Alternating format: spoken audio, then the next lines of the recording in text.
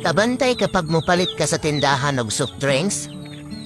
Di ba kasagarang presyoan at tag 10 lang?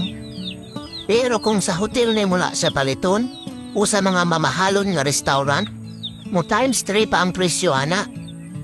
Kay ang iyahang presyo nakadepende sa lugar kung asa siya gibaligya. Ingana sa dang tao, kay naay mga tao na dili katagaan og balyo, ilabi na og ultimo ra ka nga pagkatao. Maong ayaw pagstay sa lugar nga ubos kaayo ang pagtan-aw nila sa imuha. Kay daghan kaayog lugar nga deserve para nimo.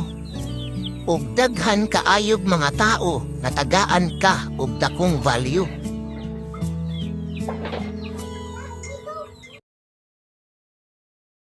Kabantay kapag mupalit ka sa tindahan og soft drinks? Di ba kasagarang presyoan at tag 10 lang?